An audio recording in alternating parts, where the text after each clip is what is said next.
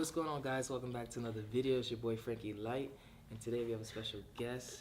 Y'all may or may not know her, but Raquel, she is the man behind the camera. Every time I'm doing a reaction video, anytime I'm doing some type of filming, she's the one holding it down. So I want you guys to give a big shout out to Raquel and go check out her channel where y'all can see more personal behind the scenes stuff with, we're gonna probably do like a personal version to this Q&A. That brings us to today's topic. So today's video is gonna be basically like a Q&A. I feel like it's definitely needed. We're almost at the 200K mark, so I want you guys to definitely hit the subscribe button, hit the like button, try to reach 200K before the New Year's. We could do that for real. We could honestly do that. It's been just crazy, like how fast this channel blew up. Like, do you remember the very first video that went viral? Yeah, it was like, it felt like it was just yesterday. I felt like it was just yesterday. A couple of months ago. And it just took off. Wasn't expecting that at all. Was not. And I want to keep the content on the channel fresh like that, and we're trying to explore different things to make it interesting. But I know, of course, the base is always going to be languages, but I've just been thinking, like last night, we want to try different things. So anyway, let's just get right into it. You recently put it on what, YouTube or Instagram? Yes, so YouTube. So I put it on YouTube. I was like, guys, if you have any questions, let me know. I'm doing a Q&A, and a handful of you guys reached out and asked the questions. So Raquel's gonna pick the juiciest questions. Michael Joel asks, how would you structure your day for learning Chinese? First hour, focus on. Second hour, practice, etc. How would you structure your day for learning Chinese? All right, so honestly, this is a good question. How do I structure my day, period? Because I'm still, oh my gosh, she will tell you. Like, this is all kind of new to me, and this is the first time language learning has literally become like my job. It's like it become like a part-time / full-time job. So since it's my job, like I'll wake up, first thing in the morning, just meditate, work out, and then I'll get straight into my language studies, and it's proven to be more effective if you break your language studies down, which is something that I'm learning how to do as well, because I'm a very, how we say it, impulsive, obsessive type of person. Impulsive. Heavy on the impulsive. Calm Impulsive. I'm very obsessive because like when I was learning Mandarin, I was literally hours at a day at a table just sitting there. Which I feel like is not healthy when you keep feeding yourself, because it's just like you're really not learning anything. Yeah, it's not healthy at all. In terms of like structuring, an hour a day at least, and it's what I teach students in my mentorship program. Like an hour a day of a language study goes a long way. Like you don't want to kind of like suffocate your brain with just Chinese. And looking back, I would say I've done that, and it's probably not as effective as just an hour a day. So yeah. Next question comes from Kayla Beach. She says, if you could go back in time and change anything about how you learn Mandarin, what would you change? That's a good question as well, and I think it's kind of like piggyback off the answer I just did just now. I wouldn't have pretty much glued myself to a table and like study for hours, and which for the most part was kind of ineffective. So what I would do different, basically I would just an hour a day commit myself to learning maybe say 10 phrases, 20 phrases an hour a day, or do a listening for a set time and rest. And even if I break up those hours throughout the day, if I say do an hour in the morning, maybe an hour in the evening, that's more effective than just sitting down there 3-4 hours straight. And I would do that differently. So you would time manage better? Like you would just... Yeah, I'll manage the time better, and just it would be more, efficient. It's more, okay. Yeah, it's more efficient if I just break it down, Okay. So Fabs Figures asks, how do you deal with racism within the Asian community? It's very obvious in your videos. Ooh. I won't sit on that one. So, how I deal with quote-unquote racism in another community is the same way I deal with racism across the board. It doesn't matter what the language or the person. I literally don't let it bother me. I don't let it get to me. And I'm just fortunate because my mind is kind of fortified in that way where that kind of things don't really get to me, because I'm more of like a F what you think anyway type of person, so it doesn't really bother me. And for the most part, I know you guys probably like, Frankie, come on, that's bull. It isn't. I haven't came across any obvious like racism while learning Chinese and working with Chinese. I have never, Yeah. I've never come across, I've come across, I would say ignorant on a lot of different things. Maybe ignorant on the racial tensions in America, ignorant to the racial sensitivity and that kind of stuff, but never really like dealt with just staunch racism. Like, okay, this person doesn't like me, doesn't want to work with me because I'm black. And if you guys really pay attention in the videos, I don't really think it's necessarily racism. As far as what, like when I see it, it shows in your videos. Like, what do they pertain to? I think they're trying to pertain to the clickbait and stuff when they say, okay, this person act like they didn't hear me speaking. You remember that one video? Oh, I don't see that as racism. You know, I don't see that it's not racism. It's just more so like, first of all, that's not you. Have you ever been to a Chinese restaurant in New York? Like, that's not even.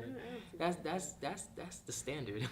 Actually, you know, I was filming with my buddy Shama the other day, and it was just like, we were doing a video. You guys are gonna see it when it comes out, and it's a saying like, we don't want. It's like, basically, if they don't have an attitude, I don't want the food. Basically, that's the joke. That's the meme. It was a meme. Like, if they don't have an attitude, I don't want the food, because it usually implies that the food is really, really good and it's authentic. But that's typical New York Chinese restaurant in the hood. Like, that's what you're gonna get. I'm not justifying it. I'm not saying it's right. Yeah. It's such a complicated topic, and it's just like, I think, if anything, what you should take from my channel, not the racist aspects of it or the controversial aspects of it, but more so pull the unity from it. Like, I find it interesting how everybody always talks about wow, she pretended that she didn't understand him, but they don't even give us much acknowledgement to what happened afterwards, where at first she acted like she didn't understand me, but then she did something called 给面子. She gave 我面子, which means like she gave me face. She gave me face after that, and then she also engaged in conversation, and she complimented me. Like, I think that's like, that was the real golden part of that video. That's really golden, because from a cultural perspective, like, when a Chinese person at first has a certain stance in their culture, they have like a certain stance, right? But after whatever reason afterwards, they end up changing their stance in your favor. That's a huge deal, because it's not like American culture. Like, if let's just say they say, all right, you're no good, or you're this, or whatever the case is, or they made a stance, but then after they compliment you, and then they say, oh, you this, and then they engage in conversation, they smile, and they compliment you, and she's giving really, really, like, lavish compliments, by the way. She's not giving like basic. She's like, oh man, your Mandarin's great, you're so smart, you're intelligent. Like, these are like really nice compliments. I think that's what people should really focus on. So again, to wrap it all up, racism is gonna be everywhere. Focus your energy on things that are conducive to growth and like happiness, and you know what I'm saying? Like, you focusing on the wrong things. Like, there's a lot of education that needs to happen in that regard, on that side of the planet, but it still doesn't impact me in such a way. Hope that helps. Can we go back to the word that you just said? Which one? The word that you said. 给我面子. Okay, I was gonna try to say it, but I'm not even gonna try. Try it. Yo, Raquel coming with the language. Yo, we got stuff cooking. That's what I say. You have to follow her channel. I'm going to plug Raquel's channel. You guys have to follow her channel, okay? Because she's gonna be learning language. We've been working together, okay? Yeah. You gotta tell them right now. We've been working together. She's been learning languages with me. I have. It's hard. I'm not gonna lie, it's hard. You definitely have. But you got this. I do. You got this. That's my shoulders off. I do. You got this. And I want to try. Let's see. So it's not only gonna be me out there in the field. Guess who's gonna be out there too? Oh my God. I'm nervous, but I'm actually more excited.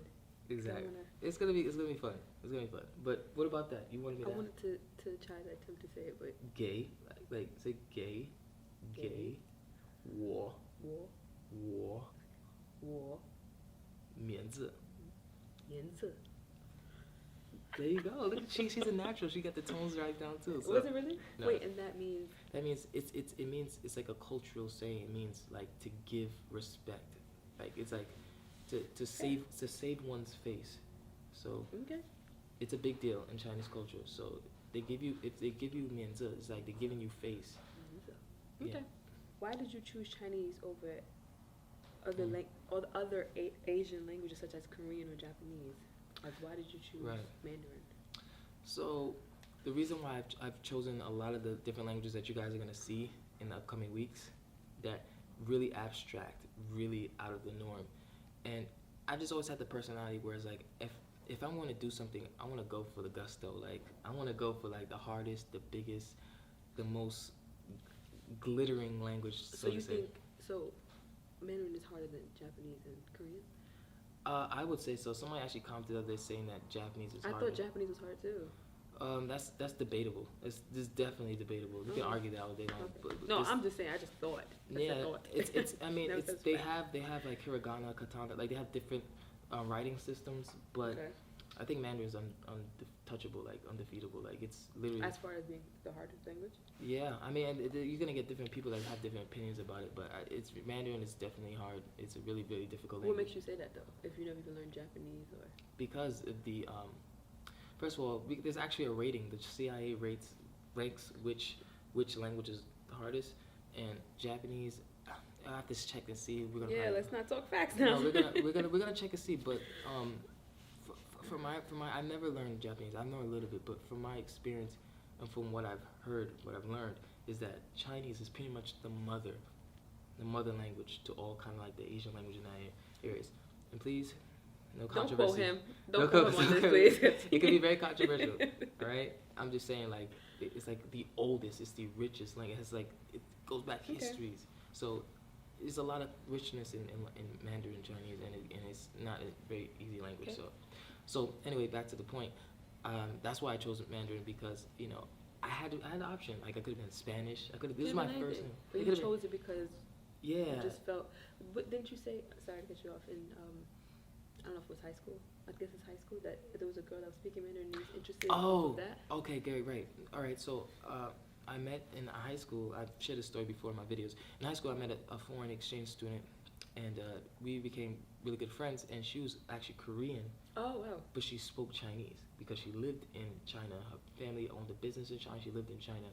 And there was another foreign exchange student that was Chinese and spoke Mandarin. So I think those obviously influenced my decision as well. Was that like the first time you was around people that kind of had that what's the word I'm like looking for? Really native? You talking about like a native like friends that was, you know what I'm saying? Like was that like the first like fobs? They call it fob, fresh off the boat. What's that? They call it fresh off the boat. Fobs? Yeah, about like fresh off the boat. Yeah. Yeah, I would say that was my first time because we're in New York. New York is a melting pot. Like I've had all kind of friends in Midwood. You know what I'm saying? For sure. But I'm saying like a native, like a real I've native. I've experienced like a native. I haven't. Yeah, that was the first time I've had a native encounter, like with a native speaker, and kind of build a relationship with someone that was not from America, like a kind of close relationship. So that influenced my decision, I'm sure. I was gonna ask whether that. And then Lao Shu's video. So honestly, I just want to speak Chinese. I think his culture is really cool. So that's why I chose Chinese. That's honestly. Good. I have a side question. How did you even discover, like, was you always interested in languages, or like did he just pop up on your for you page? Like, how did that come about? Because I don't even know the answer to that. I'm actually interested in knowing. So his video, Lao Shu's video, I think I just like the recommendation, like the algorithm. Okay, shout out to the algorithm. Okay. If y'all here from the algorithm, So shout out. I don't. That's what I'm saying. Like it literally, one video can really inspire and really change someone's course in life. Like that's why I don't play. You know what I mean? Like my videos, I really take them serious because, in honor of Moses, it was one video that I saw. It was him speaking different languages in the mall. I was like, yo, that's so. And it just kind of like clicked. Like I'm supposed to be doing that. Like I want that. You know what I mean? Like I want to be able to do that, and that's all she wrote. The next question is from Emma M, and she asks, how many languages do you speak or are working on? Well, see, if you would ask me this like a year ago, I would say I would only speak like what, 2, which would be Mandarin, and sign language, English. But now ever since this channel has blown up, and this has become pretty much like a job now, I'm learning a handful of languages, and I've always known, like I've always like made sure I knew that at least the greetings in at least a dozen languages. But now it's like I'm taking it a step further. Like for sure. And you guys play a major influence on you wanting to learn more languages and pushing you. Yeah. So you know what I'm saying? Like you guys are a big part of his language journey and actually giving him more confidence to actually learn more languages. For sure. Because like you said, before this whole YouTube blew up, you only knew like what 3 languages, but now since he's been doing it and you guys been showing so much love and support, it kind of helped him do things that he already wanted to do, but you guys kind of like pushed him even harder. And now he's learning who knows how many languages. This man knows. He speaks a little bit of everything. I'd be like. But here's the thing though, the content that we have coming up, hopefully this week, it's gonna definitely be a shock. Well, I don't know when this video is gonna be released, but whenever this video gets released, like you guys are gonna be like, wow, this guy's different. This guy's different. Yes. This is something that what the languages I'm learning now is something that you've never ever seen done on YouTube. Like you've never seen it done on YouTube. Okay? You've never seen it done. So I'm really excited to share that with you guys. Yeah. Does learning different languages make you more empathic to other cultures? Oh, that's a good question. How has learning a different language changed you? Was it worth it? All the effort? Was it worth all the effort? Right.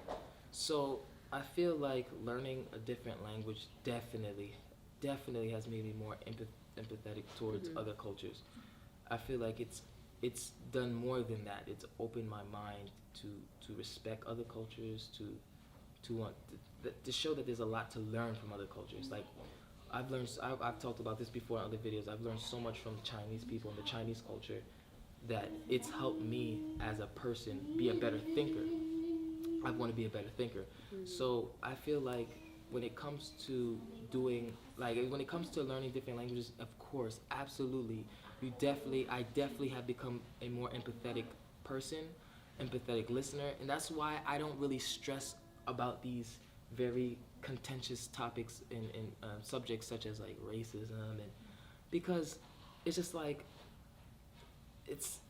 we're literally talking about the birthplace of it, you know what I mean? So we live in the birthplace of that kind of stuff. So it's just like there's so much, like honestly speaking, on the outside, for the most part, outside of America is largely ignorant about that kind of stuff. They don't really know that kind of stuff. It's just like they don't stress like skin color and all that kind of stuff as much as they do here in America.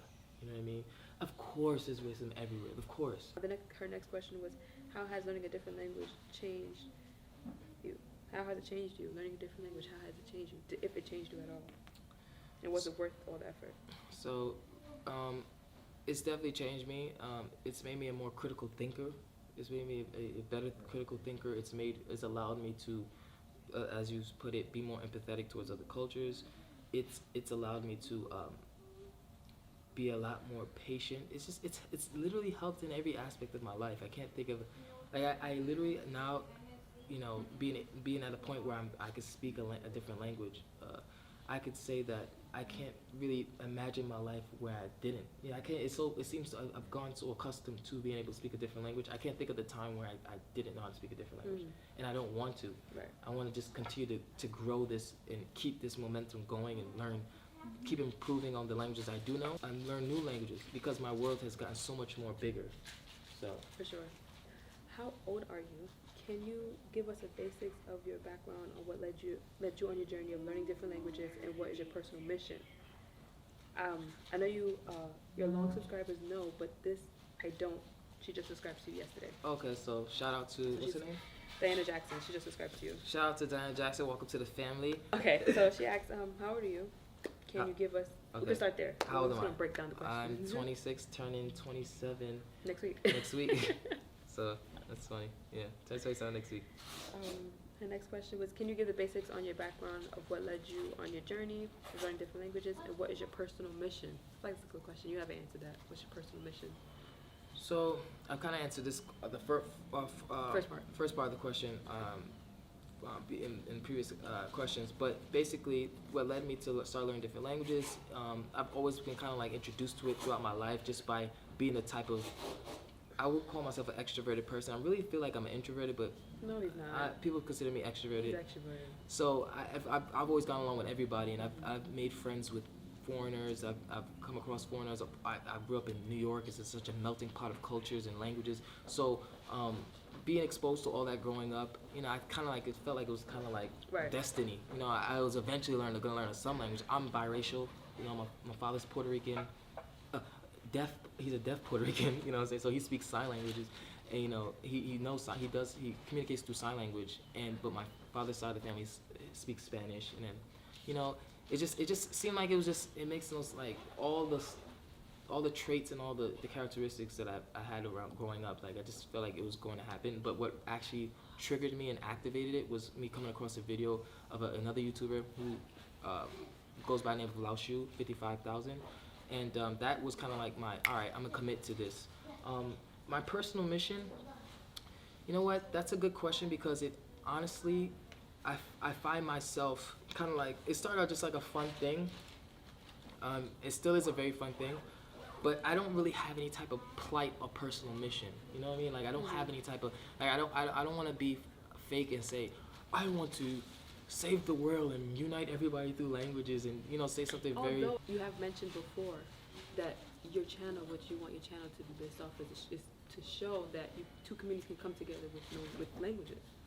As people said, food can bring communities together. Right. Languages can bring food together. So I feel like that's what you're kind of doing, showing different cultures. And but unintentionally though. Right. Unintentionally, like that's what I'm trying to say. Like I don't have any type of personal mission, as awesome as that would be, I don't want to seem fake. I don't have any type of personal plight or mission. Like I just enjoy talking to people with different languages. And like if anything, my personal mission is to understand people more, understand different people more from different backgrounds, different cultures. Like literally, no cap. Like I'm the type of person that what I'm saying. On a specific any type of day, I would talk to like a homeless person and I like to. I'm the type of person that like to hear stories and understand people and think about. So I just like to listen. And languages is just a tool that allows me to do that to a much larger audience.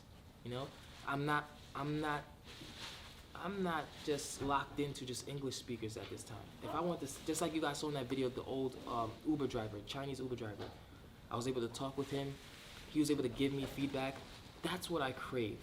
Like, that's what I really enjoy. Like being able to gain wisdom from older people, different types of people.